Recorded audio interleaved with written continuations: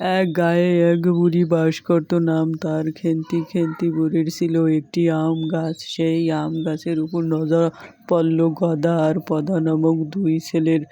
খেন্তি বুড়ি বারান্দায় ঘুমিয়ে থাকতো এবং ঘুম ভেঙে গেলে চারপাশে বাড়ির ঘুরতে থাকতো আর আম গাছে কে পাহারা দিত, সাথে সাথে তার বাড়িও পাহারা দিত। খেন্তি বুড়ি ভাবল তার আম গাছ সে রাতেও পাহারা দেবে। মাঝে মাঝে আম গাছের গোড়ায় গিয়ে বিভিন্ন ধরনের গল্প করত, কারণ তার গল্প করার মতো কিংবা তার সাথে বাস করার মতো কোনো মানুষ ছিল না। এসব গদা আর পদা লুকিয়ে লুকিয়ে দেখতে থাকতো আর বুড়ি ঘুমিয়ে ঘুমিয়ে কেডা কেডা ডাক ছাড়তো।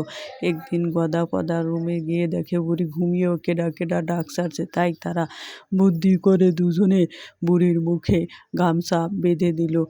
তখন তারা গদা আর পদা বলতে লাগলো, কিরে ভাই পদা, চল রে ভাই পদা, আমরা আম চুরি করতে যাই। তখন গদা আর পদা আম চুরি করতে লাগলো। গদা বলল, কিরে ভাই গদা? পদা বলল, হ্যাঁ রে ভাই পদা, চল রে চুরি করা শুরু করে দেই, আম পারি। তখন তারা আম পাড়তে লাগলো। হঠাৎ তারা কেডা কেডা ডাক শব্দ শুনতে পেল। তখন বুড়ির কেডা কেডা ডাক ভিতরে জমা হয়ে মুখ থেকে গামছা বের হয়ে একসাথে বের হতে লাগলো। তারা ভয়ে সত্যিই ভাবলো এখন বুঝি বুড়ি উঠে গেছে। পালা রে ভাই গদা, হ্যাঁ রে ভাই পদা। তখন বুড়ি রাত্রে ঘুম ভাঙার পরে আস্তে আস্তে আসতে লাগলো আম গাছের কাছে আম গাছ দেখতে। তখন দেখলো দুইটা শাকচুন্নি, একটা মুখ গুজিয়ে এবং আর একটা আম খাচ্ছে গাছের ডালে বসে বসে। তখন বুড়ি ভয়তে পালাতে লাগলো আর এক শাকচুন্নি বুড়িকে দেখে ফেললো।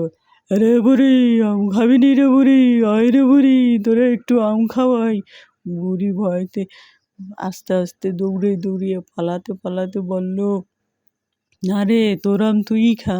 তখন বুড়ি রাত্রের ঘটনা আর ভুলতে পারছে না। সকালে উঠে বুড়ি চিন্তা করতে লাগলো আর কখনো তার মিষ্টি মিষ্টি আম খাওয়া হবে না। মিষ্টি মিষ্টি আম খাওয়ার জন্য নিজের জীবনটাকেই দিতে বসেছে।